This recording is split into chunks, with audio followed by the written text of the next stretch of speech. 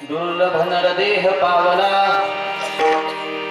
दुर्लभ नरदेह पावला, प्राणी देवासी विसरला, सुख मानिले संसारी, जाऊनी पडिला अघोरी। संसार सिंधूसी तारक, स्वामी दत्तराज एक, सुख मानिले संसारी, जाऊनी पडिला अघोरी। त्याचे नाम आठविता, त्याचे नाम आठविता, चुकली भवार्णवाची वार्ता, सुख मानिले संसारी, जागुनी पडिला अघोरी। एका जनार्दनी दत्त, भवसिंधू तारक समर्थ, सुख मानिले संसारी, जागुनी पडिला अघोरी। पांडुरंगा करो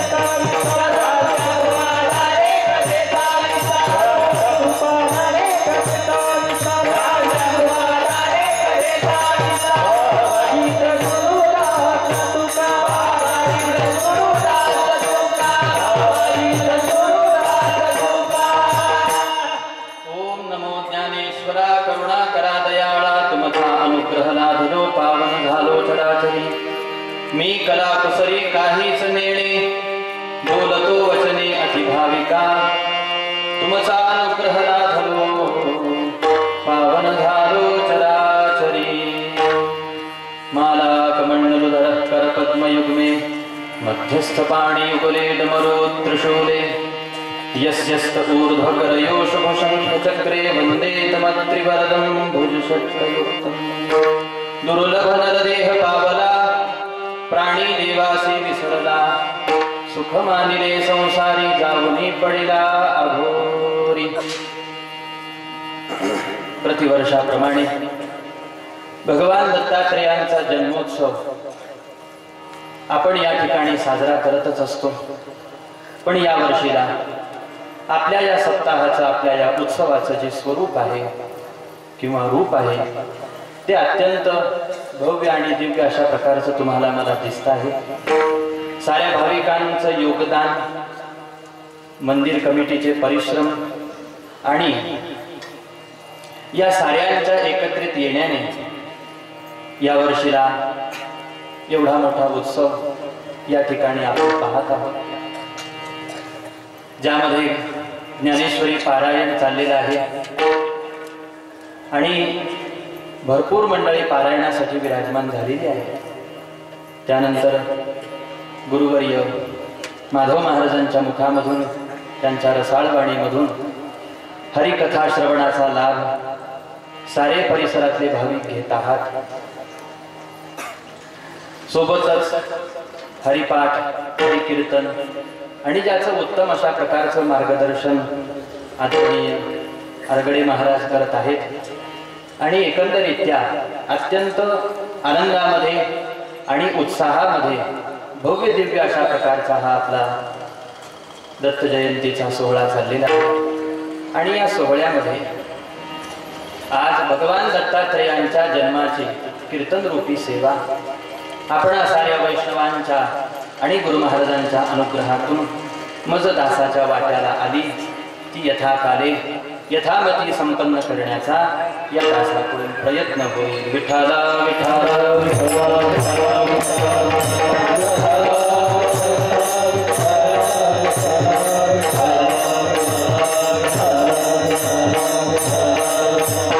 सेवेसाठी निवडलेला अभंग शांती ब्रह्म एकनाथ महाराज यांचा आहे। 5 चरणाचा हा अभंग आहे। भागवत धर्मातले हे 3 महापुरुष संत श्रेष्ठ ज्ञानोबाराय, संत श्रेष्ठ नाथबाबा आणि संत श्रेष्ठ तुकोबा, हे 3ही महात्मे भागवत धर्माचे मुकुटमणी वर्णन केले जातात।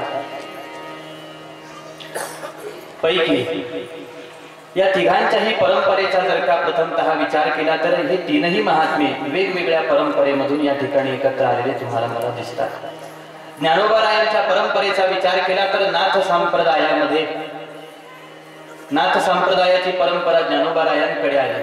आदिनाथ गुरु सकळ सिद्धांचा मच्छिंद्र. तुकोबारायांचा जर का विचार केला तर राघव चैतन्य केशव चैतन्य सांगितले पूर्ण मालिकेची.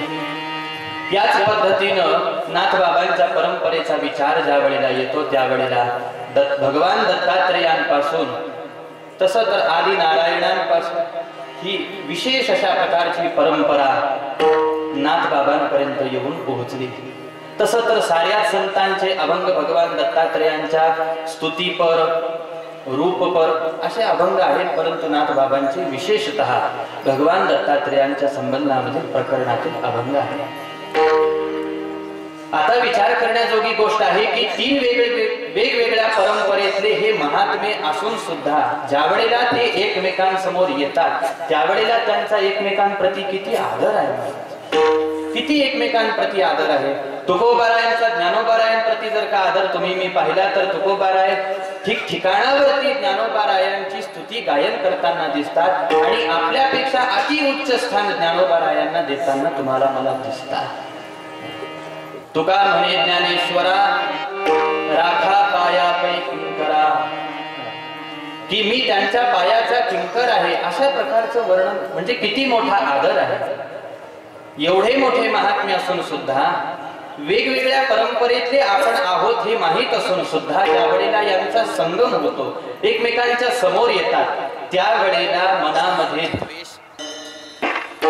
वेगवेगळ्या परंपरेतले आपण असून सुद्धा एकमेकांच्या समोर आल्यानंतर एवढा मोठा आदरभाव एकमेकांच्या प्रती. आणि तिथं जर का तुमचं माझं पाहायला गेलं तर आपल्यामध्ये जर का वेगवेगळे आपण एकत्र जेव्हा येतो ज्या वेळेला येतो त्यावेळेला आपण एकमेकांकडे पाहतो. आपल्याला लक्षात येतं हा इकडून आला हा तिकडून आला हा असं आला हा इथून आला हा तिथून आला. हे ज्या वेळेला आपल्याला एकमेकांना कळतं त्यावेळेला आपलं बोलणं आपलं पाहणं आपलं चालणं आपली त्याच्या सोबतची वागणूक वर्तणूक ही बदलून जाते. मनामध्ये द्वेष भावना ईर्ष्या इत्यादी उत्पन्न होतात. परंतु साधू संतांच्या बाबतीमध्ये जर का विचार केला तर हे असं होताना दिसत नाही. म्हणून परमार्थ करणाऱ्यांनी ही गोष्ट गांभीर्याने लक्षात घेतली पाहिजे. कोणी कुठल्याही परंपरेतला पंथातला साधक असो उपासक असो आणि आपण त्याच्या परंपरेतले साधक उपासक जरी नसलो तरी सुद्धा एक गोष्ट विसरता कामा नये की आपण त्या एकाच भगवंताचे सारे जण मिळून भक्त आहोत. फक्त उपासना पद्धती जिथं बदलते तिथं संप्रदाय तिथं पंथ याचा भेद फक्त दिसतो, परंतु मुळामध्ये हा भेद कुठेही दिसत नाही. आता संप्रदायाचा जर का विचार केला तर जसा वारकरी संप्रदाय आहे तसा चैतन्य संप्रदाय आहे तसा आनंद संप्रदाय आहे तसा समर्थ संप्रदाय आहे आणि तसा दत्त संप्रदाय आहे. असे एवढे सारे संप्रदाय महाराष्ट्रामध्ये आपल्याला विकसित पावलेले दिसतात. आता इथं ज्या वेळेला या पायरीवरती आपण या साऱ्या संप्रदायांकडे पाहतो वेगवेगळे दिसतात की नाही साऱ्यांना, परंतु या साऱ्यांचं ज्या वेळेला मूळ आपण पाहतो त्यावेळेला हे सारे जण येऊन स्थिर होतात भागवत धर्माजवळ. सिद्धांत साऱ्यांचा एकच आहे. म्हणून तुम्हा आमची साऱ्यांची ही जी एकात्मता आहे ही जर का आपण वरच्या बाजूला पाहिली तर एक आहे. या ठिकाणावरती काही भिन्नता भेद तुम्हाला मला दिसतो, परंतु याचा अर्थ आपण एकमेकांचे वैरी किंवा शत्रू किंवा द्वेषक आहोत अशा प्रकारे मनामध्ये घेता कामा नये. जो आदर आपल्याला हवासा वाटतो तो आदर आपण दुसऱ्याला सुद्धा देणं शिकलं पाहिजे. विठाला विठाला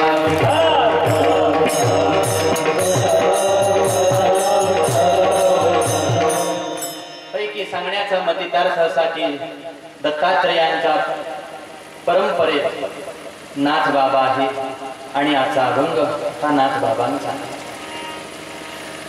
तुम्ही मी सारे जाणत आहोत की भगवान दत्तात्रेयांच्या जयंती निमित्त चालू आहे आपला सोहळा.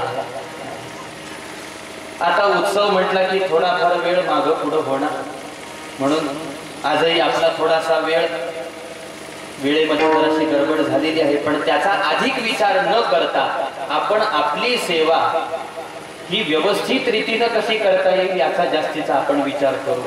कारण काय आहे, आपण जर घाई गडबडी परीनं सेवा करण्याचा प्रयत्न केला तर एक गोष्ट विसरता कामा नये, आपण देवाच्या जन्माची सेवा करायला इथं आलेलो आहोत. अहो, या देवानी जन्म घ्यावा यासाठी भक्तांनी, साधकांनी, उपासकांनी किती किती दिवस पर्यंत, किती किती वर्ष पर्यंत सातत्याने आपलं अनुष्ठान चालू ठेवलं. आपण एखादा 2 तास बसू शकत नाही का जास्तीचा? उत्तर आहे बसू शकतो महाराज, म्हणून वेळेचा विचार नाही करता. तसं भगवान दत्तात्रेयांच्या जन्म महोत्सव साजरा करण्यासाठी आपण इथे आलो. मग प्रश्न असा आहे, दत्तात्रय हे देव आहेत का गुरु आहेत? बरं, देव आहेत का गुरु आहेत? कोणाचं उत्तर येतं गुरु आहेत, कोणाचं उत्तर येतं देव आहे. हे उत्तर 2 नाही यायला पाहिजे महाराज, हे उत्तर एकच यायला पाहिजे. कशासाठी एक यायला पाहिजे? आणि हे उत्तर एक कधी येऊ शकतं? उपासना करणाऱ्या उपासकांनी, साधकांनी आपल्या देवतेला ओळखून त्याची उपासना करावी. देवतेला ओळखलेलंच नाही, आपल्या देवतेचं स्वरूपच आपल्याला अजून माहीत झालं नाही. तो कसा आहे कसा नाही याची मीमांसाच आपण कधी वाचली नाही, ऐकली नाही. आणि मी याचा भक्त आहे, मी याचा भक्त आहे, मी याचा भक्त आहे असं म्हणत जर का आपण निघालो तर फार मोठा संभ्रम उत्पन्न होतो. जसा भगवान दत्तात्रय देव आहेत का गुरु आहेत? बरं, आपण तर त्यांना अवधूत चिंतन श्री गुरुदेव दत्त असं म्हणतो. मग याचा अर्थ असा आहे की ते गुरु आहेत. मग गुरु जर का आहे आणि जयंती सुद्धा साजरी केली जाते आहे, हे म्हणण्याच्या पाठीमागचं कारण असं आहे की जयंती म्हटली की ती भगवंताची साजरी केली जात असते. भगवंताची जयंती साजरी केली जात असते, महापुरुषांची पुण्यतिथी साजरी केली जाते. आणि तुमच्या माझ्यासारख्या जीवांचं जे केलं जातं त्याला श्राद्ध असं म्हणतात. विठाला विठाला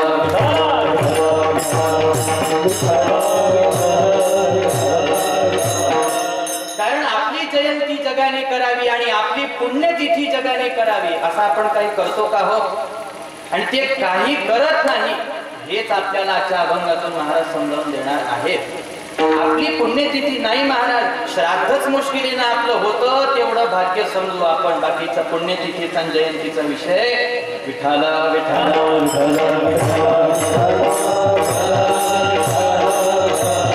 अजून तरी थोडंफार समाजातल्या माणसांना आपल्या मेलेल्या पितरांना पाणी आणि भाताचा शेताचा एखादा उंडा का होईना, मूद का होईना देण्याची इच्छा होते आहे. तेवढंच भाग्य असो.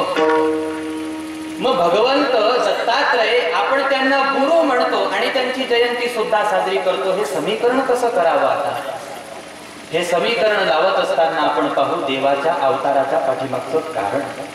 भगवंताचे अनंत अवतार या मृत्यूलोकामध्ये होत असतात, ज्यापैकी प्रमुख अवतार 24 वर्णन केलेले आहेत.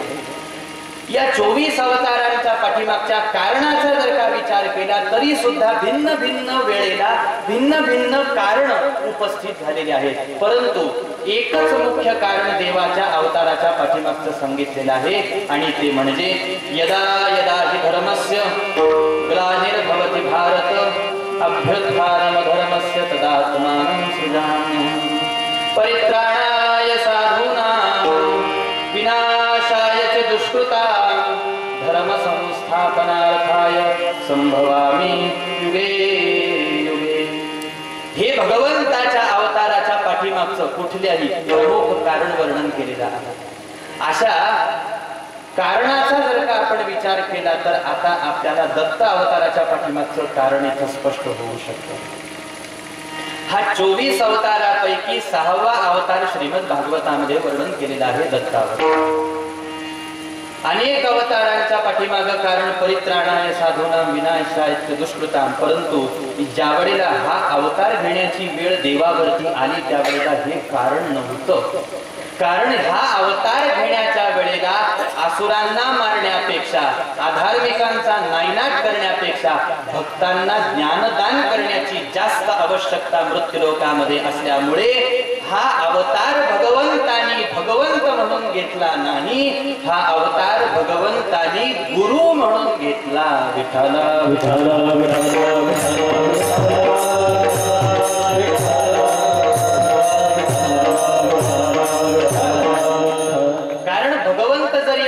सुद्धा ज्या वेळेला त्यांना ज्ञानदान करायची वेळ येते त्यावेळेला त्यांना भगवंत भगवंत म्हणून ते करताच येत नसतं. कारण काय आहे? भगवंत म्हणून मी जगाची उत्पत्ती करू शकतो, भगवंत म्हणून मी जगाचा सांभाळ करू शकतो आणि भगवंत म्हणून मी जगाचा लयही करू शकतो आणि करतोही. शंका काय आहे? पण ज्ञानदानाचा विचार आला तर मी भगवंत म्हणून ज्ञानदान करू शकत नाही. त्यासाठी कोणीतरी शिष्य तयार व्हावा लागतो आणि जर शिष्य तयार आहे तर मला गुरु म्हणून यावं लागतं. आता ही वेगळी गोष्ट आहे की गुरु हे देवच असतात. गुरुर् ब्रह्मा गुरुर्विष्णू गुरुर्देवो महेश्वरः गुरु साक्षात परब्रह्म तस्मै. गुरु हे देवच असतात. हा विषय वेगळ्या चिंतनाचा आहे. या ठिकाणावरती गुरु देव आहेत की नाही हे चिंतन नाही. तिथं देव गुरु होऊन आला याचंच फक्त स्पष्टीकरण चाललेलं आहे. कारण असं आणि वेळ येते महाराज देवावरती सुद्धा साधकाची ज्ञान पिपासा, ज्ञानाची जिज्ञासा ही देवाला गुरु होऊन येण्यासाठी भाग पडते. एका ठिकाणावरती महाराज म्हणतात, माझ्या विठोबाचा कैसा प्रेम भाव आपणची देव होय गुरु. आले की नाही गुरु होऊन परमात्मा. तशी या अवताराच्या पाठीमाग हे कारण होतं ज्ञानदान करण्याचे भक्तांना. म्हणून परमात्मा गुरु होऊन या ठिकाणी आहेत. आता हे परमात्मा आहेत म्हणून आपण त्यांची जयंती या ठिकाणी साजरी करत आहोत. ते गुरु होऊन आलेले आहेत हे स्पष्टीकरण आहे. म्हणून भगवंताची जयंती जी वेळोवेळी सारे भक्त एकत्र येऊन साजरी करत असतात. विठाला विठाला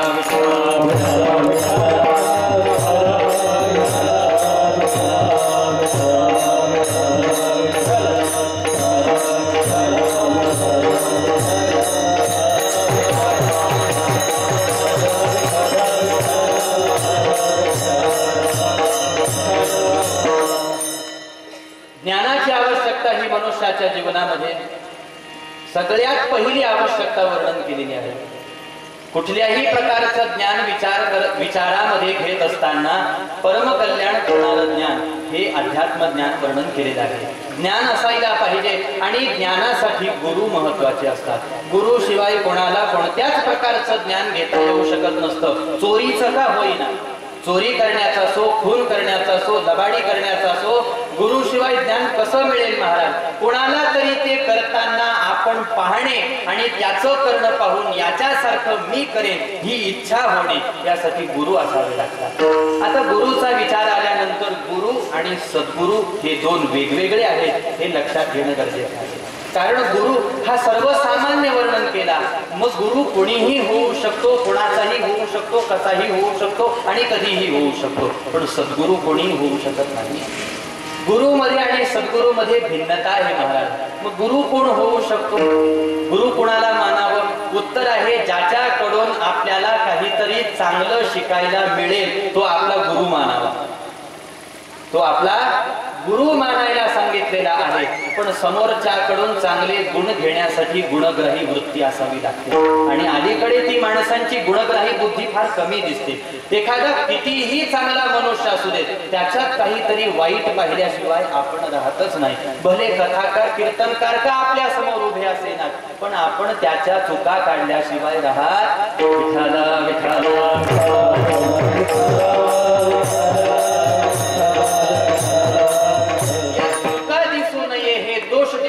यासाठी गुणग्राही वृत्ती असायला पाहिजे.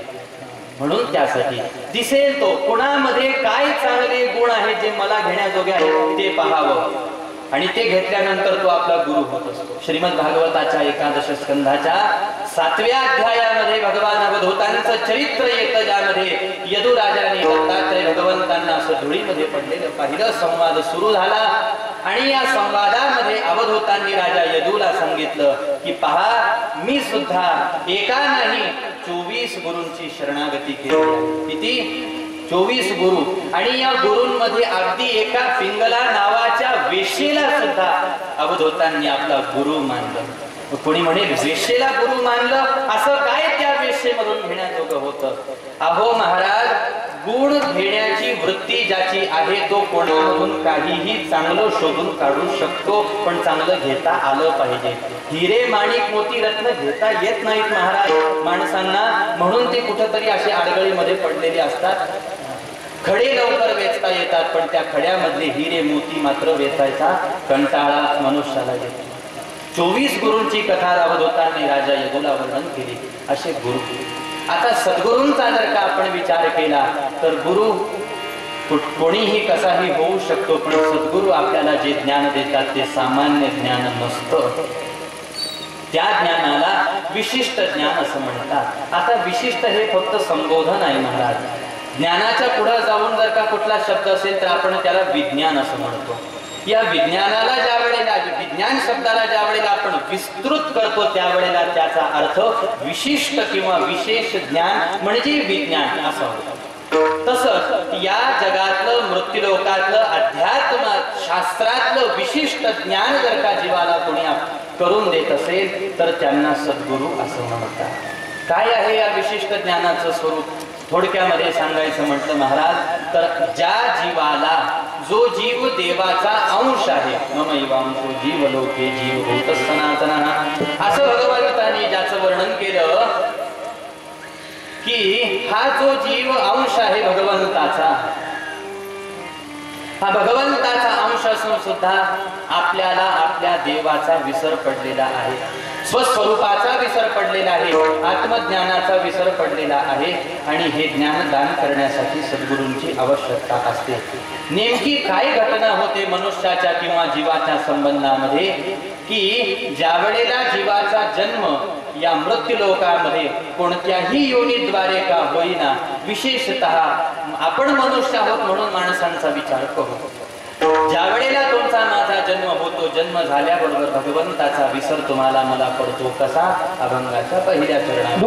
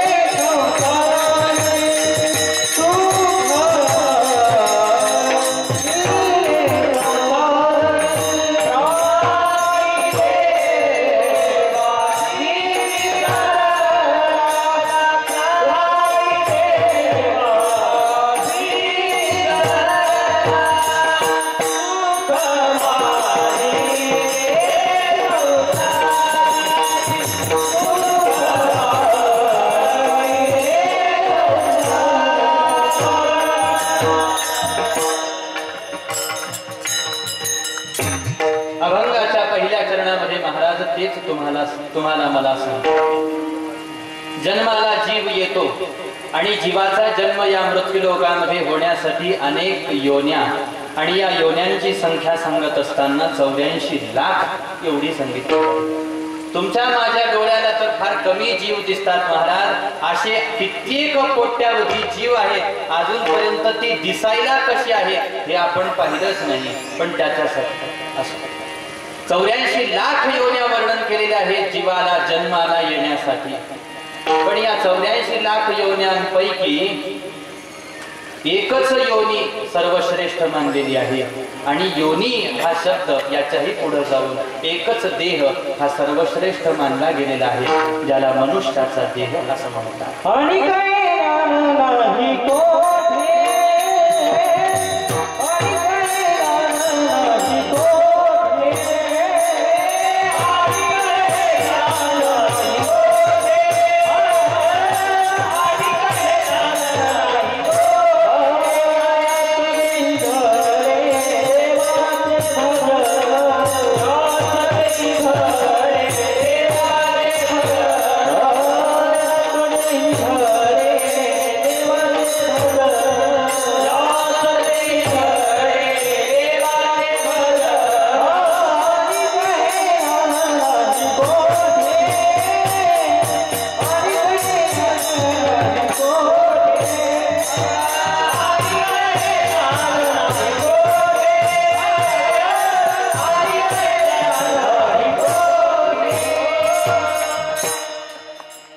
सर्वात श्रेष्ठ जर का देह कोणता वर्णन केलेला असेल तर मनुष्याचा.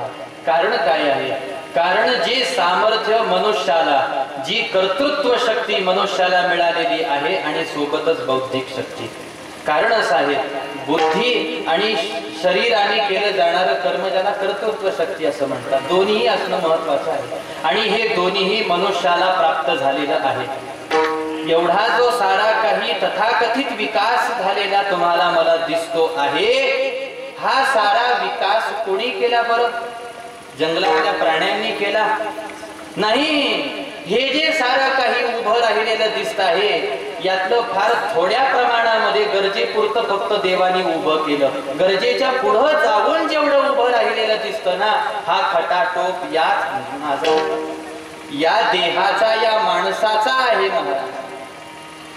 गरजेच्या पुढं जाऊन, परंतु काहीतरी करण्याची कर्तृत्व शक्ती मनुष्याला आहे. ही वेगळी गोष्ट आहे की त्याच्या त्या कर्तृत्व शक्तीला दिशा नाही. माणसाचं करणं आजकाल खूप चांगलं आहे, पण त्याला दिशा चांगली नाही. जुन्या काळामध्ये माणसांचं करणं थोडं होतं, पण त्याला एक उत्तम दिशा होती, त्याला एक उत्तम मार्गदर्शन होतं, एक उत्तम बैठक होती. आता तसं राहिलं नाही. आता बैठक राहिली नाही, आता उत्तम मार्गदर्शन त्या ठिकाणी राहिलं नाही, अपवाद सोडून. म्हणून दिशा राहिली नाही आणि माणसाची कर्तृत्व शक्ती वाया जाताना तुम्हाला मला दिसते आहे. विषय एवढाच आहे की सर्वश्रेष्ठ देह जर का कोणता वर्णन केला असेल तर मनुष्याचा. या देहामध्ये आल्यानंतर नराचा नारायणही होऊ शकतो. अशी कित्येक उदाहरणं ग्रंथ त्यासाठीच तुम्ही मी ऐकतो, हरिकथा त्या उदाहरणासाठीच तुम्ही मी ऐकतो की यांना पाहून आपण तसं होण्याचा प्रयत्न करायला पाहिजे. नुसत्या सूर्याच्या तेजाचा वापर आपल्या स्वार्थासाठी करू नये. कधीतरी मी सूर्य झालो पाहिजे आणि माझ्या तेजाने जग प्रकाशित झालं पाहिजे, याचाही जरा स्वप्न आणि विचार करावं महाराज. विठ्ठल विठ्ठल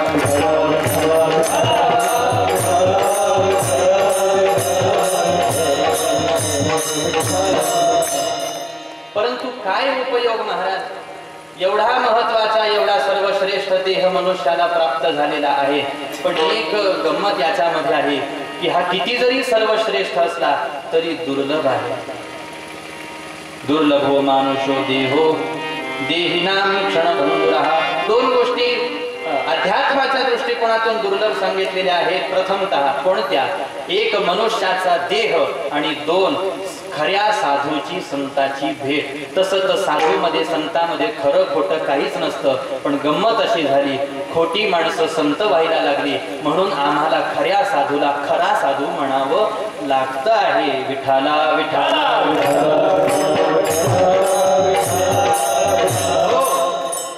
दुर्लभो मानुषो देहो देहिनां क्षणभंगुरः तत्रापि दुर्लभं मन्ये वैकुंठ प्रिय दर्शनम. मनुष्याचा देह दुर्लभ आहे. ज्याला मिळाला त्याने समजावं मी भाग्यवान आहे की बरं झालं मला मनुष्याचा देह मिळाला.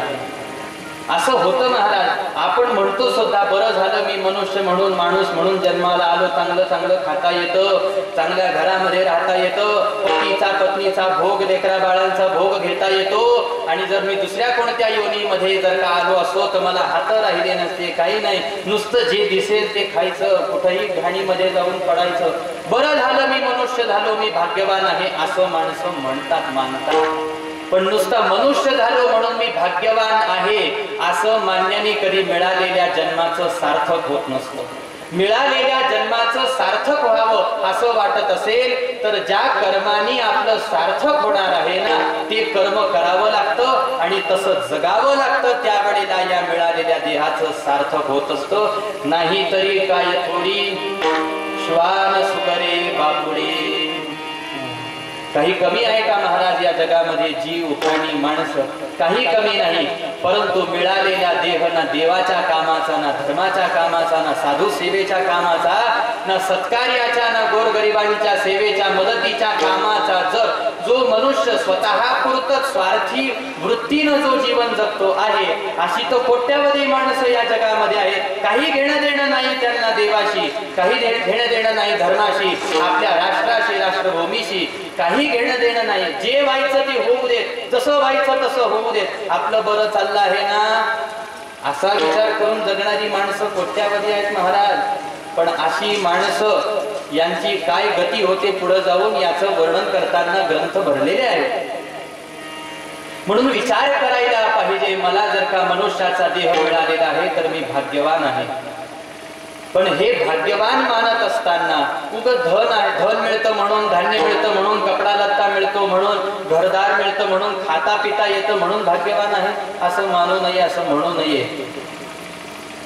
खरा देहाचं साफल्य तर त्याचं महाराज ज्याचा देह भगवंताच्या सेवेमध्ये झिजतो आहे, ज्याची वाणी भगवंताच्या कीर्तनामध्ये, नाम गायनामध्ये, ज्याचे कान भगवंताच्या हरिकथेच्या श्रवणामध्ये जातात आहेत महाराज, सत्कार्य करण्यामध्ये ज्याचा देह खर्च होतो आहे त्याच्याच खऱ्या अर्थाने देहाचं सार्थक होत आहे. भाग्यवंत म्हणून कया शरण गेले पंढरी राया. उग जन्माला आला म्हणून भाग्यवान नाही, उग माणूस म्हणून दिसतो म्हणून भाग्यवान नाही. तो जर भक्त आहे तरच तो भाग्यवान आहे. भगवंताचा जर का तो भक्त आहे तर तो भाग्यवान मानायला पाहिजे. पण इथं तसं झालं नाही. नाथबाबा म्हणतात दुर्लभ नरदेह पावला. आणि पावला या शब्दाचा जर का आपण उलगडा करून पाहिला तर मला ही गोष्ट पावली असं कधी म्हणतात बरं? आपल्याला तर फक्त आजपर्यंत नारळच पावलेलं दिसलं असेल. इथं साधू संतांना देह पावलेला दिसला महाराज. पावणं कधी?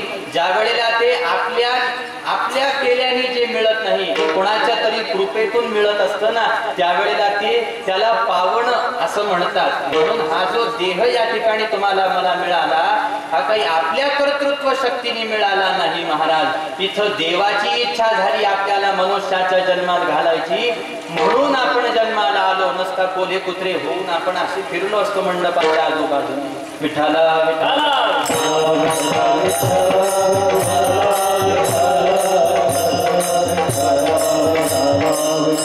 म्हणून महाराज म्हणतात दुर्लभ नरदेह पावला. मिळाला म्हणतात सद्भाग्याने. दुर्लभ आहे पण मिळाला. एकाला नाही, दोघांना नाही, तिघांना नाही, असंख्य कोट्यावधी देवांना मनुष्याचा देह मिळाला. पण झालं काय? प्राणी देवासी विसरला. भगवंताचा विसर पडला मनुष्याला.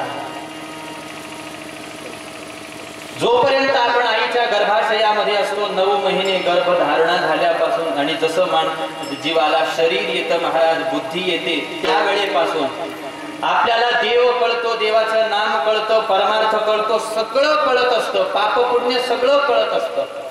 आणि गर्भाशयामधला जीव देवाला आश्वासन देत असतो, देवा मी जन्माला आल्यानंतर तुझी भक्ती करेल, तुझं नामगायन करेल, साधू संतांची सेवा करेल, सत्कार्य करेल. पण जसा जीव जन्माला येतो, जसा आईच्या योनीतून तो बाहेर पडतो ना, तसा त्याला देवाचा विसर पडतो. सोहम सोहम म्हणणारा कोहम कोहम म्हणायला लागतो.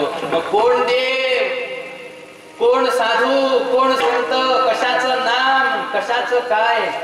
मी भला, माझे आई वडील, भाऊ बहीण, धर्मपत्नी, लेकर बाळ, माझा संसार भला कुठं देव आणि धर्माच्या नादाला लागता आयुष्य वाटोळं होऊन जातं महाराज त्याच्या पाठीमागं लागल्याने, असा विचार करतो. आणि हे ज्या वेळेला दृश्य दिसतं संतांना, म्हणून महाराज म्हणतात प्राणी देवासी विसरला. अहो कोणाचा विसर आपल्याला पडतो याचं तरी भान ठेवायला पाहिजे. याला त्याला विसरलो आपण, भागून जाईल महाराज, हरकत काही नाही. याला त्याला विसरलो आपण, आपलं काही जीवनाचं वाईट होणार नाही.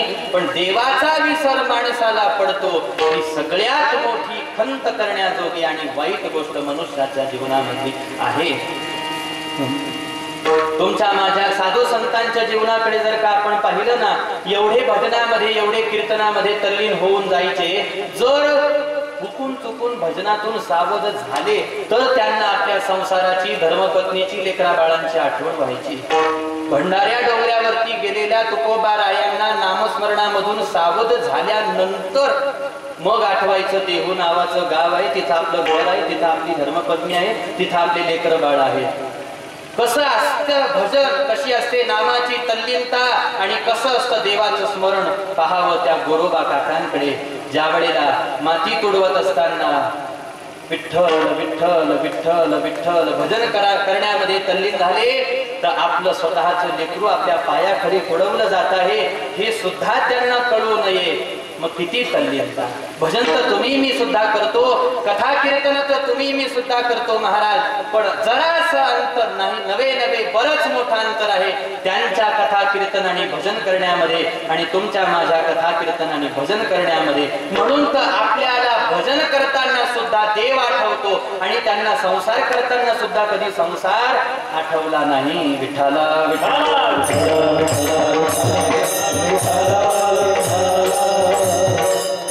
तुमचं माझं पाहावं महाराज. मस्त मजेमध्ये सुखामध्ये आपलं चाललेलं आहे. देवाचं स्मरण आपल्याला सहजासहजी होत नाही. जेवढं होताना दिसतं हे कथा कीर्तन समाजामध्ये चालले आहेत ना, सत्संग रात्रंदिवस भक्तीचा हा दिंडोरा चाललेला आहे ना महाराज. म्हणून देवाचं स्मरण तुम्हाला मला होत आहे. नसता काय आपल्याला देवाचं आठवण देवाचे स्मरण होणार होती का? साधू संत म्हणतात, का विसरलास रे मानवा तू, का विसरलास त्या भगवंतांना जो या साऱ्या जगाचं तुझं पालन पोषण करणार आहे, खाऊ घालणार आहे तुला. जो भगवंत तुमचं माझं पालन पोषण करणार आहे त्याचं स्मरण तुम्हाला मला होत नाही महाराज. परंतु आणि हीच सगळ्यात मोठी दुर्दशा मनुष्याच्या जीवनामधली खंत करण्याजोगी गोष्ट एवढीच आहे. दुसरं काही खंत करण्याजोगं या जीवनामध्ये आयुष्यामध्ये नाही. असा जन्माला आलेल्या मनुष्याला देवाचा विसर पडला हे तर स्पष्ट झालं, पण तो विसर मनुष्याला का पडला याचं उत्तर महाराज अभंगाच्या दुसऱ्या चरणामध्ये. सुख मानिले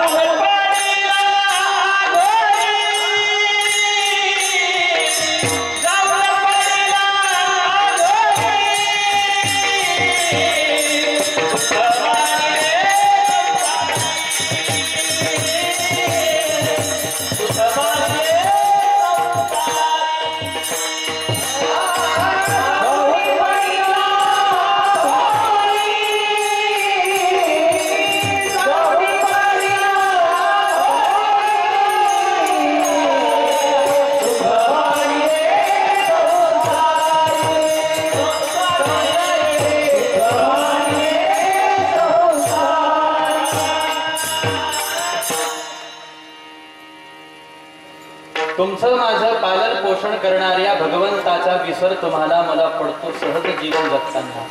नाही त्या गोष्टी मनुष्य लक्षात ठेवतो, नाही त्या गोष्टीचं रात्रंदिवस मनुष्य स्मरण करतो, पण देवाचं स्मरण मात्र त्याला सहजासहजी स्वभावता होत नाही. का होत नाही मनुष्याला जीवाला देवाचं स्मरण? उत्तर सांगितलं. ज्या संसारामध्ये तुमचं माझं येणं झालं, डोळ्याला हे सगळे विषय भोग दिसायला लागले, विषय पदार्थ दिसायला लागले आणि मग ते भोगत असताना हळूहळू एका विषयाचा भोग घ्यायला माणसाने सुरुवात केली.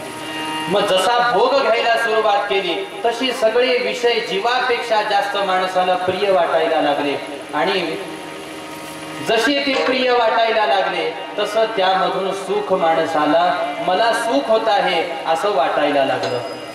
3 वर्ग माणसाचे समाजामध्ये दिसतात महाराज.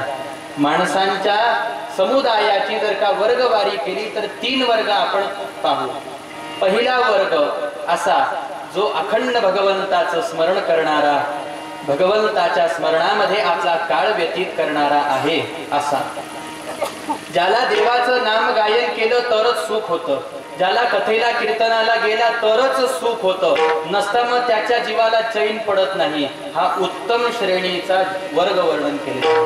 मध्यम श्रेणीचा वर्ग सांगत असताना असा की त्याच्या जीवनामध्ये एवढं दुःख एवढं दुःख एवढं दुःख एवढा ताप आहे महाराज की त्याला कळायला लागलं की आता संसारात काही सुख नाही. एवढे वर्ष झाले मी हा संसार, आणि म्हणून हा जो मध्यम श्रेणीचा वर्ग आहे ना, दुःख अनुताप नाही महाराज, दुःख व्हायला लागलं, त्रस्त झालेला आहे.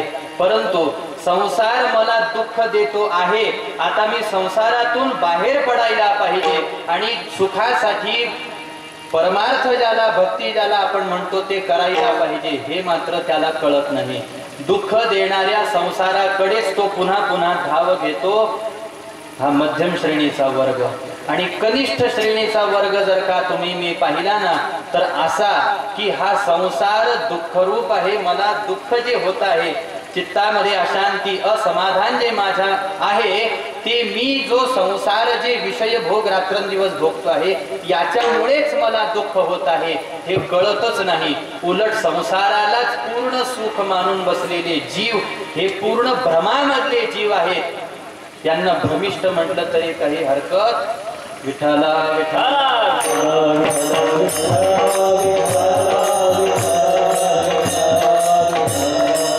संसार सुख आहे, संसारातलेच पदार्थ सुखाचे आहेत असं मानून बसलेला जीव, ज्याला सुखाला सुख नेमकं म्हणतात कशाला हेच कळालं नाही, पूर्ण अज्ञानामध्ये खिचपत पडलेला हा जीव.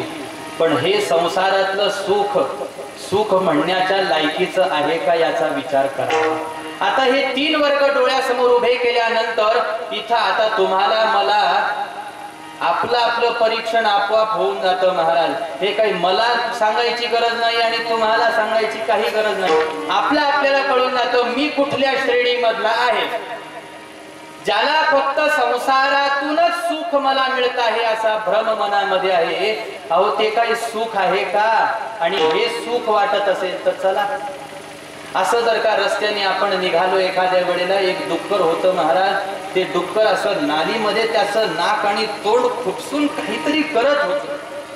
मग त्याला आपण प्रश्न विचारावा, तू अरे एवढं घाण पाणी, ते कोणाकोणाची विष्ठा त्याच्यामधून वाहते आहे, कुठलं कुठलं घाण पाणी ते, आणि तू त्याच्यामध्ये तुझं नाक आणि तोंड खुपसून बसलास, काय मिळतं तुला त्याच्यामधून? विचारू नका महाराज, एवढं सुख मिळतं आहे.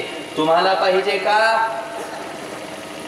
शेवटी त्या डुकराला जर का आपण पाहिलं तर ते डुक्कर नालीमध्ये तोंड घालतं, चिखलामध्ये तोंड घालतं, नाक खुपसतं. डुकरासाठी सुख काय?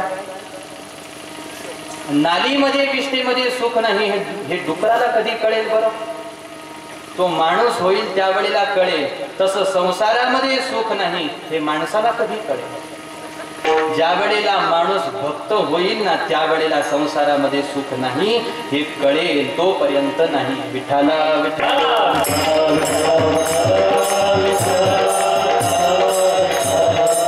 तोपर्यंत त्या डुकरासारखं आपणही संसारात सुख आहे, संसारात सुख आहे, संसारात सुख आहे असं मानून चालू. अंतर काय राहिलं त्या नालीत तोंड घातलेल्या डुकरात आणि आपल्यात? जर संसारच जीवाला सुखाचा वाटतो तर तो नालीत तोंड खुपसलेला आणि तुम्ही मी सारखेच आहोत. पण या विषय सुखामध्ये, या संसाराच्या सुखामध्ये भ्रमित होता कामा नये, कारण हे सुख ज्ञानोबाराय म्हणतात, विषय सुख नाशिवंत सेविता तिमिर कोंदले 84 लक्ष योनी फिरता दुःख भोगी. त्याचा परिणाम ज्ञानदृष्टी हरपली दोन्ही नेत्र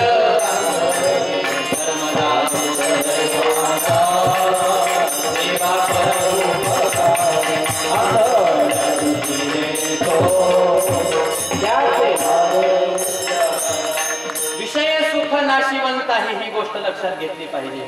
आणि तसंही संसारात सुख आहे हे माणसाला कोणी सांगितलं? संसारात सुख आहे हे माणसाला कोणी सांगितलं? अहो संत ग्रंथ जर का आपण उघडून पाहिले तर सगळीकडे एकच उत्तर, जसं मघाशी प्रमाण आपण ऐकलं, दुःख बांधवडी आहे हा संसार, इथं सुखाचा विचार नाही कोठे. आणि एवढं सारं सांगून सुद्धा जगी सर्व सुखी असा कोण आहे, विचारे मना रुची शोधून पाहे. सुख जर संसारामध्ये नाही असं असं संत सांगतात तर तुम्ही मी संसारामध्ये सुख आहे असं मानून का बसलो? कोणी सांगितलं आपल्याला संसारात सुख आहे? सांगितलं कोणी नाही महाराज. आजकाल माणसांचं वागणं असं झालं, हे कुणाच्या सांगण्याने नाही, आपल्या मनाला वाटेल तसं, आपल्या मनाला वाटेल तसं माणसं करायला लागली. मग व्यवहार असो की परमार्थ असो, इथं माणसांचं मनाचं चालायला लागलं. गुरुचं, उपदेशकाचं, मार्गदर्शकाचं कोणी इथं ऐकायला तयार नाही. एखादा सांगायला तयार झाला तर लोक त्याला शिव्या घालतील, पण समोरच्याचं ऐकणार. विठाला विठाला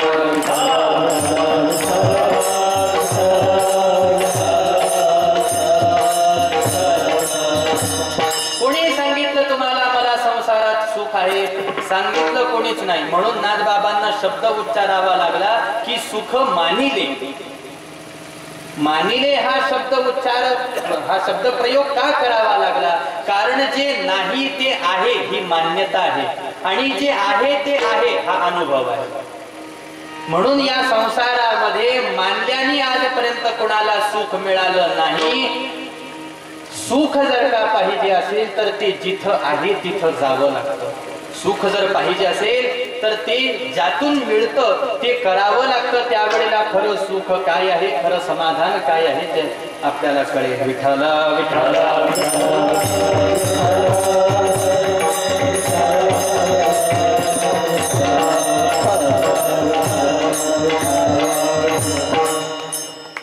संसारामध्ये सुख नसून सुद्धा सुख आहे हे मानून बसला. मुळामध्ये एक गोष्ट लक्षात घेण्याजोगी आहे. एखाद्याला वाटत असेल ना की संसारात सुख आहे तर खुशाल सुख आहे असं मानून बसावं. पण हे विषयाचं सुख आपल्याला हजारो प्रकारच्या दुःखाच्या उत्पत्तीचं मूळ वर्णन केलेलं आहे. हा संसार हे विषय. संसार दुःख मूळ विश्रांती नाही रात्रंदिवस काम क्रोध लोभ पाठी लागरे ओढा. ही अवस्था माणसाच्या चित्ताची, मनाची झालेली आहे महाराज. आणि शेवटी मान्यता. आता मान्यता ती मान्यता आहे. कोण कोणाला देव आणि कोण कोणाला संत मानून बसेल, तसा कोण कोणाला काय मानून बसेल आणि कोण कशात सुख मानून बसेल. मान्यतेचं काय महाराज? माणसांच्या मान्यतेवरती ढोंगी सुद्धा संत झाले आणि दगड सुद्धा देव झालेले आहेत. या आपल्या देवाबद्दल मी बोलत नाही. आहेत महाराज अशा काही घटना गोष्टी समाजामध्ये आजकाल घडत आहेत. आपण तर सगुणाचे उपासक आहोत म्हणून मूर्तीवरती आपल्याला आघात करता येत नाही आणि करू सुद्धा नये. कारण याच मूर्तीमधून आपल्याला त्या निर्गुण निराकार असलेल्या परमात्म्याची प्राप्ती होणार असते. विठ्ठल विठ्ठल.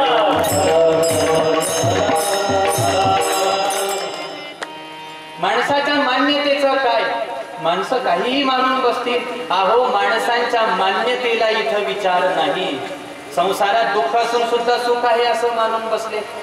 इथं माणसाच्या मान्यतेला महत्व देता कामा नये. इथं साधू काय म्हणतात, इथं संत काय म्हणतात, इथं ग्रंथ काय म्हणतात याचा विचार करायला पाहिजे. आणि तसंही एखादा कीर्तनकार, कथाकार, व्याख्याता ज्या वेळेला बोलतो व्यासपीठावरून, कीर्तनाच्या गादीवरून, त्यावेळेला आम्ही काय आमच्या मनाचं थोडी बोलतो महाराज. आणि आमच्या सारख्याला आमच्या मनाचं बोलण्याची परवानगी ही नारदांची गादी देत नाही. का नाही? इथं कोणीही असो, कसाही असो, तो मंडपाच्या बाहेर इथं आला तर फक्त साधूचे शब्द, इथं आले तर फक्त संतांचे शब्द, भगवंताचे शब्द, बाकी तुमच्या माझ्या मनाचं काही नाही. म्हणून तुमच्या माझ्या मान्यतेला महत्व नाही. शेवटी सुख कशात आहे आणि कशात नाही हे पाहण्यासाठी दृष्टी असावी लागते. आणि ती दृष्टी साधूला प्राप्त झालेली असते, संतांना प्राप्त झालेली असते.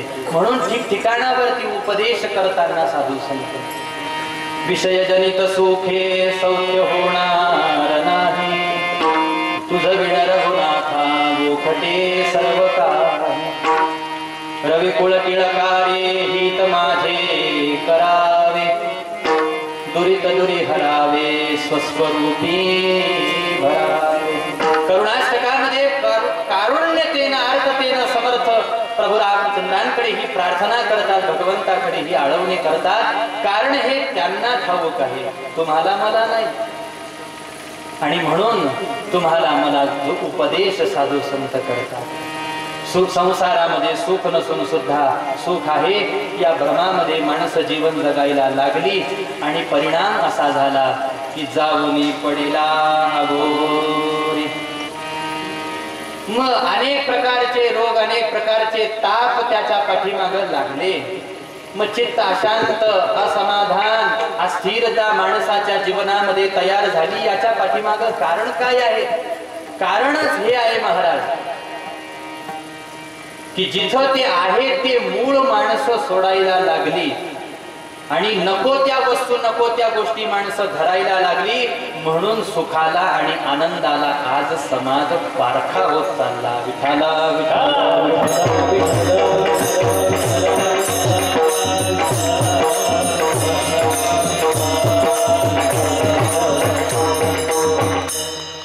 तुम्हाला मला जर का हे भ्रमित सुख नको आहे, आनंद नको आहे, तर शाश्वत सुख पाहिजे आहे.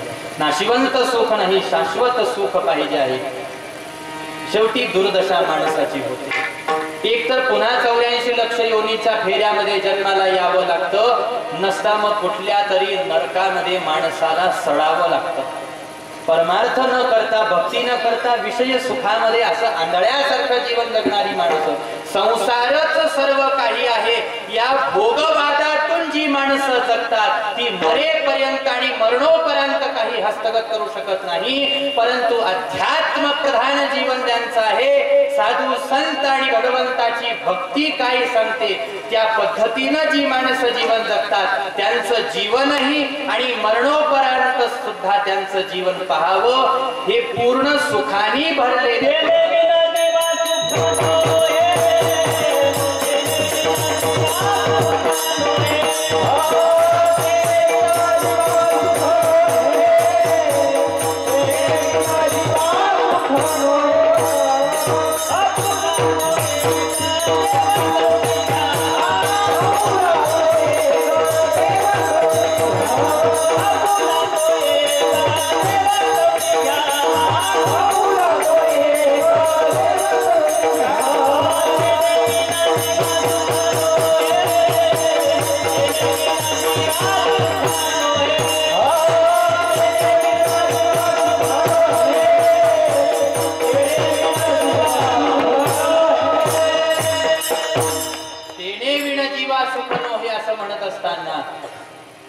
कशा विना सुख मिळू शकणार नाही. देवाला आपलंस जोपर्यंत आपण करत नाही तोपर्यंत सुख. आणि मग दुर्दशा. कित्येक नरकांचं वर्णन केलेलं आहे महाराज.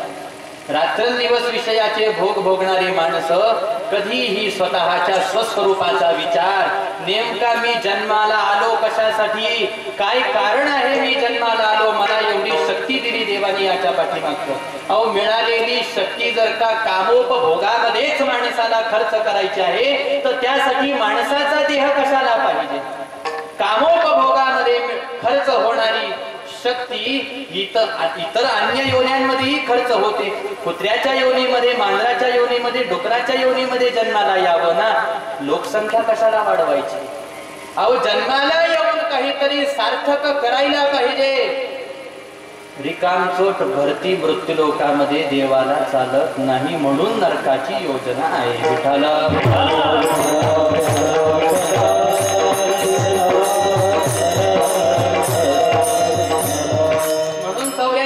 योन्यांची व्यवस्था आहे की माणूस होऊन माणसाचं कर्तृत्व ज्यांनी बजावलं नाही निकृष्ट योनीला जन्माला जा.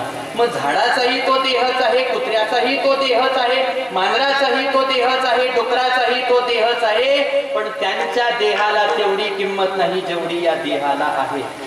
म्हणून कामोपभोगामध्ये, विषय भोगामध्ये जीवन खर्च करणाऱ्या माणसाला साधू संत आपले बाहू ऊर्ध्व करून उंचावून सांगतात की माणसा, अरे तू मनुष्य म्हणून जन्माला आलेला आहे, परमार्थ कर, भक्ती कर, साधना कर, नसता पहा तुझी दुर्दशा काय होईल. आणि होतेच ना. वेळीच सावध न झालेल्या माणसाची दुर्दशा होते. आणि मग दुर्दशा झालेला, पीडित झालेला, पतित पददलित झालेला मनुष्य मग रडायला लागला. मग रडायला लागला. कोणी मला वाचवणार आहे का? कोणी मला तारणार आहे का? कोणी मला उद्धार करणारा उद्धारक आहे का? याचा विचार करायला लागतो. तोपर्यंत कुठल्याच माणसात धडपडत जोपर्यंत माणूस नाही ना, तोपर्यंत सावरणाऱ्याचा हात सुद्धा पकडत नाही. आपल्याला सावरणाऱ्याची किंमत काय असते हे कळू शकत नाही महाराज. सुखासुखी खायला प्यायला मिळतं तोपर्यंत मायबापाची किंमत कळत नाही. आणि मायबापानं खायला प्यायला खाणं देणं सोडून दिलं आणि याला अक्कल आली नाही खायची प्यायची की मग पुन्हा आई आठवते, मग पुन्हा बाप आठवतो, मग पुन्हा सगळे मग हात धरतो, मग मला खाऊ घाल, मग असं कर तसं जोपर्यंत माणसाची दुर्दशा होत नाही तोपर्यंत दीन भावना मनामध्ये उत्पन्न होत नाही, तोपर्यंत अनुताप उत्पन्न होत नाही. आणि अनुताप उत्पन्न होत नाही तोपर्यंत मी देवाची शरणागती करायला पाहिजे ही शरणागतीची भावना सुद्धा जन्म घेऊ शकत नाही. आणि मग असा पिडलेला दुःखित झालेला जीव, कोण मला तारणारा, कोण माझा उद्धारक आहे, मी कुणाला शरण जाऊ, असा ज्या वेळेला विचार करतो त्यावेळेला त्याला शरण जाण्यासाठी एकच ठिकाण आहे अभंगाच्या पुढील. संसार सिंधुसी तारक, संसार सिंधुसी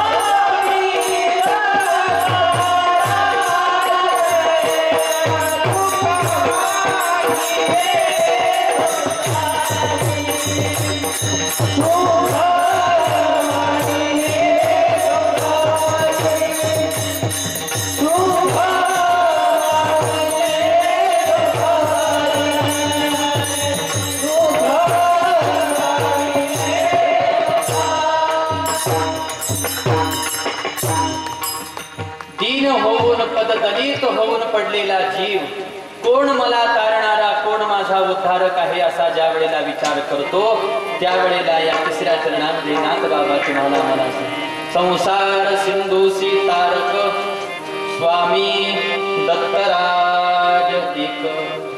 दत्तराज या नावाच्या माग आणि पुढे जे दोन विशेषण दिलेली आहेत, एक स्वामी आणि दत्तराज या नामाच्या पुढचं विशेषण एक. हे जी विशेषण आहेत महाराज हे भगवत स्वरूपाच्या वैशिष्ट्याचं दर्शन करून देणारे आहेत. कारण असं आहे, संसार सागरामध्ये भवसागरामध्ये बुडत असलेल्या जीवाला भगवंताशिवाय तारणारं दुसरं कोणीही नाही. गीतेमध्ये परमात्मा म्हणतात, तेषामहं समुद्धर्ता मृत्यू संसार सागरात भवामि न चिरात् पार्थ मय्यावेशित चेतसाम्. संसार सागरामध्ये बुडणाऱ्या जीवाला जर का उद्धरून जाण्याची इच्छा असेल तर त्याला माझे चरण पकडावे लागतात, त्याला माझी शरणागती करावी लागते. कारण मीच एक असा आहे जो त्याचा उद्धार करणारा आहे. संसार सिंधुसी तारक, तारक नाम तारणारा, स्वामी कुणाचा स्वामी आणि कशाचा स्वामी? अहो कुणालाही स्वामी म्हणून चालत नसतं महाराज. खऱ्या अर्थाने गाजवता येतं ज्याला आधिपत्य त्यालाच स्वामी म्हणावे. आणि भगवंत हे स्वामी या शब्दासाठी सत्पात्र आहे. का सत्पात्र आहेत? आणि देवाला या ठिकाणी स्वामी हे विशेषण देण्याचं काय कारण आहे? कारण ते स्वामित्व करणारे आहेत. या त्रिभुवनावरती नवे नवे अनंत ब्रह्मांडावरती एकट्या भगवंताचं प्रभुत्व किंवा स्वामित्व आहे.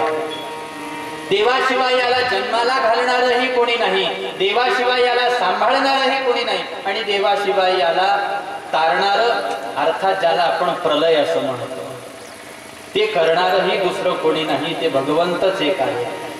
म्हणून भगवंत हे स्वामी आहेत. तुम्ही मी जसे गुलाम आहोत ना, दास आहोत ना महाराज. कुणाचे दास? मायेचे दास आपण आहोत. या प्रपंचाचे दास, या मायेचे दास म्हणून आपण जीवन जगतो आहोत. गुलाम होऊन जी माया आपल्यावरती स्वामित्व करते त्या मायेचाही हा पती वर्णन केलेला आहे, त्या मायेचाही हा स्वामी वर्णन केलेला आहे. म्हणून स्वामी या शब्दाची योजना याही अर्थाने. म्हणून भगवंतच एकमेव आहेत या त्रिभुवनामधून, या संसार सागरामधून जीवाचा उद्धार करणारे. स्वामी दत्तराज एक.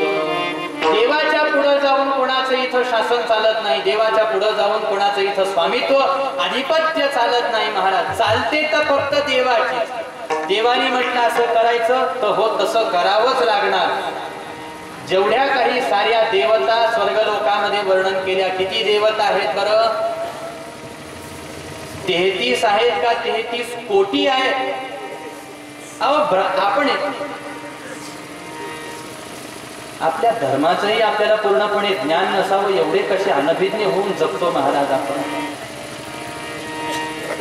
33 कोटी नाही, देवता 33 आहेत. मग कोटी या शब्दाचं विशेषण का लावलं? कोटी हे संख्यात्मक, हे गुणात्मक आहे महाराज. कोटी या शब्दाचा उच्चार हा संख्यात्मक नाही की 33 कोटी देवता. मूर्ख माणसं म्हणतात हिंदू धर्मात 33 कोटी देवता आहे, तारणारा एकही आला नाही का?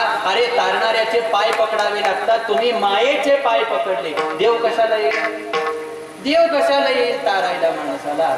म्हणून देवता 33 कोटी नाही, 33च आहे. अशा ज्या वेळेला देव म्हणतात असं करायचं, त्यावेळेला त्या 33ही देवता हात जोडून म्हणतात हो करायचं. देवाच्या पुढे जाऊन बोलण्याचं कुणाचं धाडस नाही, म्हणून ते स्वामी आहेत. स्वामी दत्तराज एकमेव आहे. एकमेवा द्वितीयं ब्रह्म. ज्या वेळेला हे स्वरूप वर्णन करून सांगितलं भगवंताचं, त्यावेळेला एक वर्णन करून सांगितलं, दुसरा नाहीच कोणी महाराज. मी देवाला सोडून त्याचे पाय पकडेल, देवाला सोडून त्याच्याकडे जाईल, त्याच्याकडे जाईल, याच्याकडे जाईल, कुणाकडेही जा, तारणारा देवाशिवाय दुसरा कोणी नाही. म्हणून एक शब्द उच्चारलेला आहे तो त्यासाठी. संसार सिंधू सीतारक स्वामी दत्तराज एक. म्हणून त्या भगवंताला जाणावं की माझ्या या साऱ्या दुःखातून मुक्त करणारा आणि मला तारणारा तो एकमेव परमात्मा आहे. आणि हेच त्याच्या त्या परमात्मा स्वरूपाचं सगळ्यात मोठं वैशिष्ट्य सांगितलेलं आहे.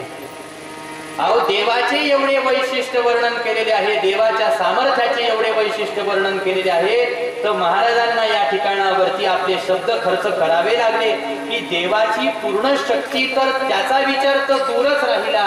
अहो नुसतं त्याच्या नामाचं स्मरण जरी केलं तरी परिणाम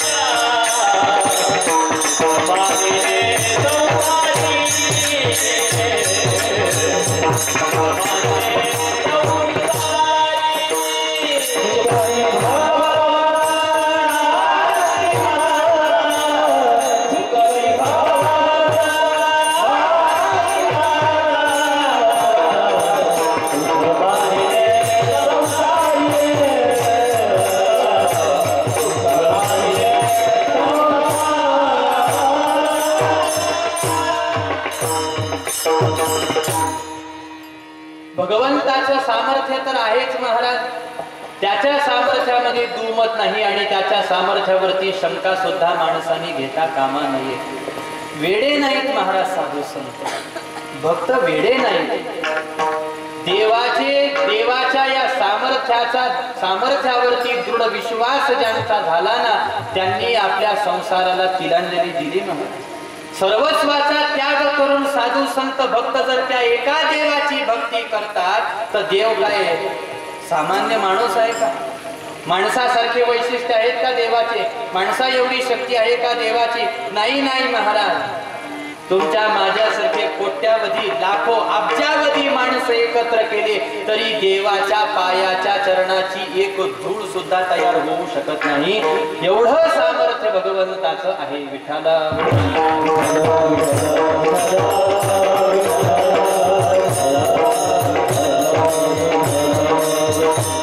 म्हणून त्याच्या सामर्थ्यामध्ये दुमत नाही आणि त्याच्याच सामर्थ्याला अजून पुष्टी देत असताना महाराज या चरणामध्ये म्हणतात की तो ज्या वेळेला स्वतः तयार होतो एखाद्या जीवाचं रक्षण करण्यासाठी, त्याचा सांभाळ करण्यासाठी, ती तर लांबची गोष्ट झाली.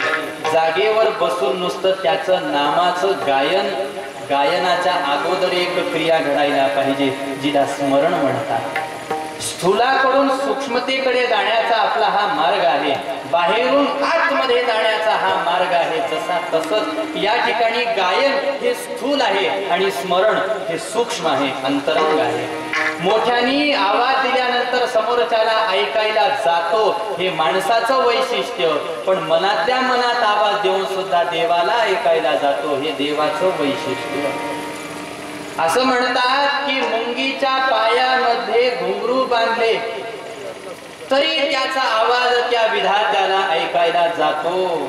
तर तुम्ही मी काय काय बोलतो, कसं कसं बोलतो, कधी कधी बोलतो, कुठं कुठं बोलतो, सगळं देवाला आपोआप कळतं महाराज. म्हणून देवाचं नाम गायन, इथं स्मरण, इथं शब्द उच्चारला त्याचे नाम आठविता. आठव नाम स्मरण. नुसतं त्याचं नाम जरी आपण स्मरण केलं ना जागेवर बसून तर पहा परिणाम काय सांगितला. चुकली भवार्णवाची वार्ता. पुनर्जन्म जो त्याचा वर्णन केलेला आहे, पुन्हा पुन्हा जन्माला येणं, पुन्हा पुन्हा मरणं, पुन्हा पुन्हा निकृष्ट योनीमध्ये जन्माला येणं आणि दुःखी होणं, हे सगळं संसाराचं चक्र तिथून सुटून जातं महाराज. म्हणून चुकली भवार्णवाची वार्ता असं त्याच्या नामाचं महात्म्य वर्णन करून सांगितलं. आणि याच भगवंताच्या स्वरूपाचा पुरावा आणि वैशिष्ट्य वर्णन करून सांगत असताना महाराज अभंगाचा एक जनार्दनी दाता एक जनार्दनी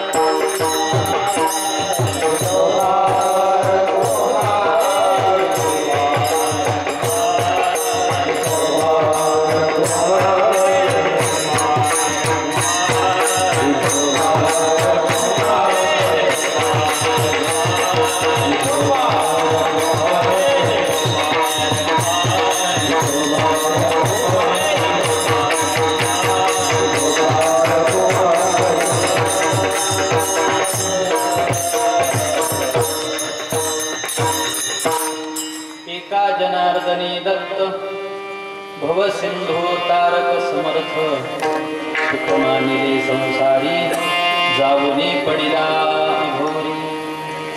शेवटच्या चरणामध्ये नाथ बाबा तुम्हाला मला हा स्पष्ट उल्लेख करून सांगत आहेत, दुःखी असलेल्या जीवानी जर का मला कोण सुखाचं दान करणार आहे असं जर वाटत असेल ना, तर भगवंताची शरणागती आणि भगवंताचे पाय घट्ट पकडून घ्यावे। शंका कुशंका आशंका मनामधल्या काढून टाकाव्यात महाराज। तर्क वितर्क कुतर्क मनामध्ये काढून टाकावे। माणसं परमार्थ तर करत नाही, पण परमार्थावर संशय बरोबर घेतात। माणसं भक्त तर होत नाही, पण देवाबद्दल भक्तीबद्दल आणि भक्ताबद्दल संशय तर लगेच चटकन घेतात। मग संशय घेण्याच्या अगोदर आपण भक्त होऊन पाहिला पाहिजे, आपोआप संशय दूर होतात।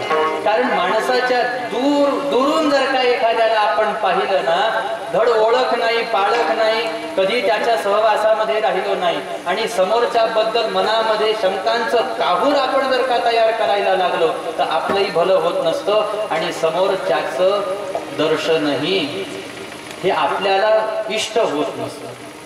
म्हणून परमार्था संबंधामध्ये देवाच्या साधू संतांच्या आणि भक्ताच्या सद्ग्रंथांच्या संबंधामध्ये शंकांचं काहूर मनामध्ये तयार होण्याच्या आत देवाचे पाय पकडून घ्यायला पाहिजे, शरणागती करून घ्यायला पाहिजे। मग दुःखाची निवृत्ती सुखाचे ते सुख पाहता श्रीमुख गोविंदाचे हा परिणाम यानंतरचा वर्णन केलेला आहे आणि हा सगळ्यात मोठा। मग दुःख नाही असा भगवंतांचा अवतार आणि असे अनंत अवतार पैकी प्रमुख 24 अवतार आणि 24मध्ये 24 अवताराच्या क्रमांकाचा विचार करत असताना 6व्या क्रमांकावरती झालेला हा दत्त अवतार भवसिंधू तारक समर्थ असं वर्णन केले. समर्थ आणि एवढी विशेषण देवाच्या त्या स्वरूपाला, त्या शक्तीला वर्णन करण्यासाठी पुरेसे आहे. देवाला समजून घेण्यासाठी एवढी विशेषण मग अजून का नाही सांगितलं? इथंच का अभंग संपवला? अजून थोडेफार विशेषण उदाहरणं देऊन सांगायचं असतं देव कसा आहे काय नाही. अहो एवढेच विशेषणाचा विचार करताना, अनुभव घेताना आपलं जीवन जाईल महाराज. म्हणून अभंग इथंच थांबवावा लागला. विठाला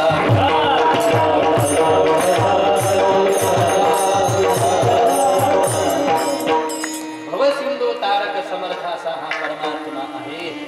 आणि हा अवतार घेण्याच्या पाठीमागं काय कारण घडलं कथा भाग वर्णन केला जातो की एक दिवस महालक्ष्मी, महासरस्वती आणि आई भवानी जगदंबा पार्वती कैलास लोकांमध्ये पार्वती माता, वैकुंठ लोकांमध्ये महालक्ष्मी माता आणि सत्य लोकांमध्ये भगवान ब्रह्मदेवांच्या सन्मुख विराजमान झालेल्या सरस्वती माता.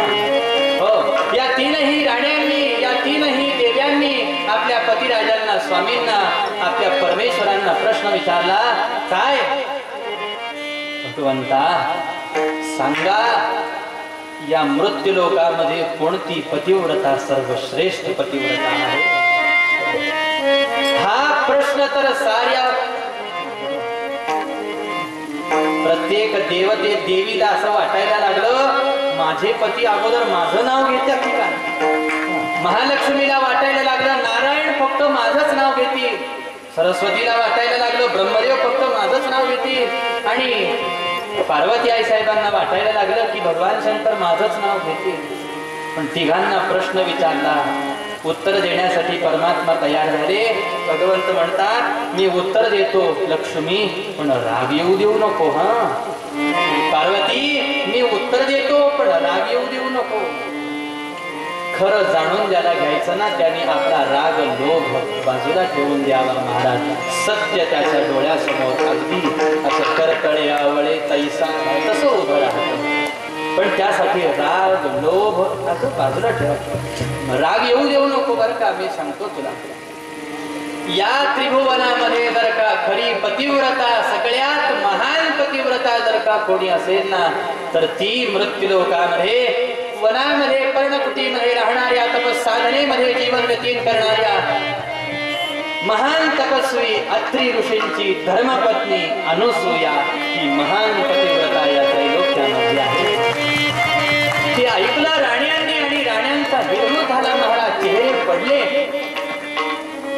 अहो मी नारायणांची अर्धांगिनी आहे, मी भगवान शंकरांची अर्धांगिनी पार्वती आहे, मी विधाता ब्रह्मदेवाची अर्धांगिनी सरस्वती आहे. आणि आमचं नाव घेण्याच्या ऐवजी त्या अनुसूयेचं नाव घेतलं परमात्म्याने. काय एवढं तिचं पातिव्रत्य आणि काय एवढा तिनं पातिव्रत्या धर्माचा लौकिक केला आम्हाला सांगा. आम्ही असं मानणार नाही, आम्हाला परीक्षा घ्यायची आहे. म्हणजे काही हरकत नाही देव्यांनो, आम्ही तुम्हाला परीक्षा घेऊन दाखवतो की आमची अनुसया ही या जगातली त्रिभुवनातली महान पतिव्रता आहे. ठरलं ना महाराज. इकडं साऱ्या देवता हे तीनही देव एकत्र आले. इकडं या तीनही देव्या एकत्र आल्या. तीनही देव्यांच्या आता मनामध्ये धाकधूक सुरू होत गेली महाराज. आता काय होतं काय नाही, काय होतं काय नाही. इकडं भगवान नारायण, भगवान विष्णू, भगवान शंकर आणि भगवान ब्रह्मदेव. चला म्हटले आपल्याला आज अनुसूयेच्या पातिव्रत्याची परीक्षा घेण्यासाठी जायचं आहे. आणि तीनही देवता मृत्यू लोकांमध्ये आल्या. ज्या वनामध्ये तपश्चर्या करण्यामध्ये आपलं जीवन व्यतीत करत होते ते उभयता पती पत्नी. पण असं देवाचं रूप घेऊन जाणं काही योग्य नाही. परीक्षा घ्यायची असेल तर थोडाफार आता आवरण रूप बदलावं लागेल, वेश बदलावा लागेल असा विचार केला. आणि पांथस्थ ब्राह्मणाचं रूप या तिघांनी सुद्धा घेतलं की प्रवासी आहोत आम्ही, प्रवास करण्यासाठी, तीर्थयात्रा करण्यासाठी निघालो आहोत. असा रूप, असं सोंग, असं ढोंग घेतलं महाराज. आणि तीनही देव हे अत्री ऋषींच्या पर्णकुटी समोर येऊन उभे राहिले आणि मोठ्याने आवाज दिला, ओम भवती भिक्षां देहि. आवाज ज्या वेळेला अनुसूया मातेच्या कानावरती आला, धर्म पालन करणारी अनुसूया दारावरती आलेल्या अतिथीला विनमुख पाठवायचं नाही ही एकच भावना फक्त मनामध्ये. अत्री ऋषी घरामध्ये नाही, नदीवरती स्नानाला निघून गेलेले आहेत. घरामध्ये एकटी अनुसूया माता आहे आणि आवाज अतिथीचा कानावरती आला आणि सादर प्रणाम करून अनुसूया मातेने या तीनही अतिथींचं स्वागत केलं. महाराज, काही इच्छा आहे आपली, मला सांगा, मी ती इच्छा पूर्ण करायला तयार आहे. ये तीनही देव सांगायला लागले अनुसूयेला, अनुसूया, आम्ही तीर्थयात्रा करण्यासाठी निघालेलो आहोत. माध्यान्हाचा समय झालेला आहे आणि आम्हाला भूक लागलेली आहे. आमच्या प्रसादाची व्यवस्था तू करू शकतेस का? महाराज, काही क्षण, काही वेळ, काही घटिका, काही पळ फक्त तुम्ही काढा, मी लवकरच तुमच्या प्रसादाची व्यवस्था करते म्हटले. आतमध्ये या. तीनही यात्रेकरूंना आतमध्ये आणलं. आसन जमिनीवरती घातली गेली. आसनावरती हे तीनही येऊन विराजमान झाले. महाराज, यात्रेकरू तीर्थाटनाला जाणारे विराजमान झाले. अनुसूया मातेने ज्यावेळेला सारा अन्न पदार्थ तयार केले, स्वयंपाक तयार केला, वाढण्यासाठी ज्यावेळेला पात्र समोर टाकली गेली, त्यावेळेला तीनही यात्रेकरू पंथस्थ म्हणायला लागले, अनुसूया, आम्ही तुझ्या घरचे अतिथी आहोत आणि अतिथी हा भगवंत, हा देवा समान असतो.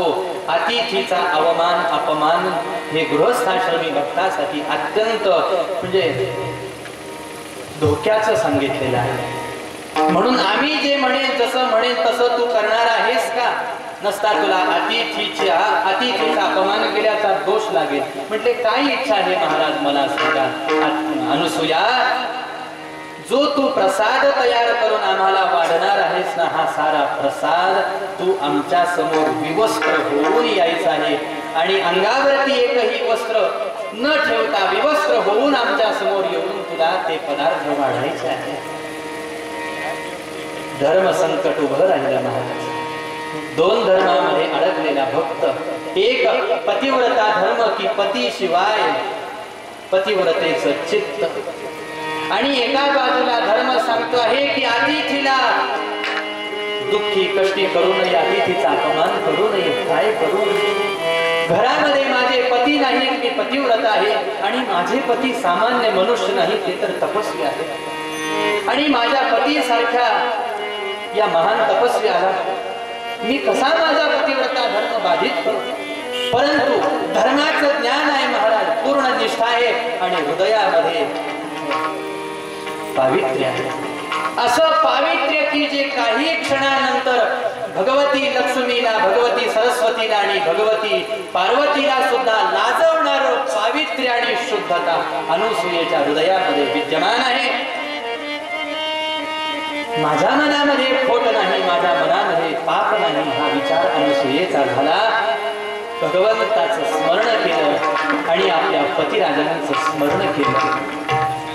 अंगावरची वस्त्र त्या ठिकाणी काढली, प्रसादाचं पात्र आपल्या हातामध्ये घेतलं आणि जशी अनुसूया माता बाहेर आली महाराज, येऊन पाहते तर काय, जे तीनही यात्रेकरू आलेले दिसत होते, वयस्कर होऊन आलेले होते, आता पाहते तर काय, या तीनही वयस्कर आलेल्या यात्रेकरूंची मात्र छोटी छोटी तानोली बाळं होऊन आसनावरती ताटासमोर पडलेली आहेत. अनुसूयेने पाहिलं आणि हाच क्षण अनुसूयेच्या पातिव्रत्याचं दर्शन करून देणारा होता आणि हाच क्षण एका भक्ताच्या धर्म पालनासमोर झुकून तीनही देवांना दत्त गुरु या नावाने अवतार घेण्यासाठीचा होता.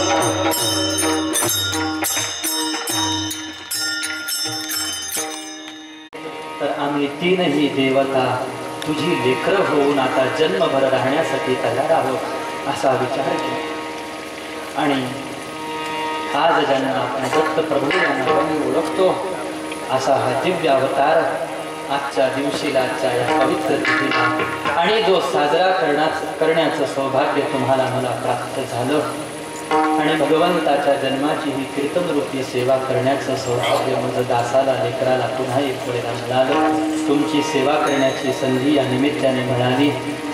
या संबंधामध्ये आयोजकांचे नियोजकांचे मी शतशः आभार व्यक्त करतो. अभंगाचा जो भावार्थ यथामती जसा वर्णन करता आला तसा केला. बोबडे बोल लेकराचे आपण गोड करून घ्यावे ही प्रार्थना आणि अभंगाचा अर्थ असाच असेल असा माझा कुठल्याही प्रकारचा आग्रह नाही. जेवढी बुद्धी जशी बुद्धी सद्गुरूंनी दान केली तसं बोलण्याचा तोडकं मोडकं बोलण्याचा प्रयत्न केला. अनेक ज्ञाती जाणती सुजाण माणसं आज समाजामध्ये आहेत महाराज. त्यामध्ये आपल्यासारख्या माझ्यासारख्या लेकरांनी काहीतरी उभं राहून बोलावं ही अत्यंत म्हणजे खूप मोठी सद्गुरूंची आणि वैष्णवांची कृपा आहे. ही ज्ञानोबारायांची ही माझ्या नाथबाबांची माझ्यावरती कृपा आहे. दुसरं काही याला मी म्हणत नाही. ही वारंवार वैष्णवांची सेवा आणि या गादीचा मी सेवक आहे. ही सेवा वारंवार मिळत राहावी एवढी प्रार्थना गुरुचरणी वैष्णवांच्या चरणी करतो आणि झालेली सेवा भगवान दत्तात्रेयांच्या चरणी समर्पित करून माझ्या वाणीला पूर्ण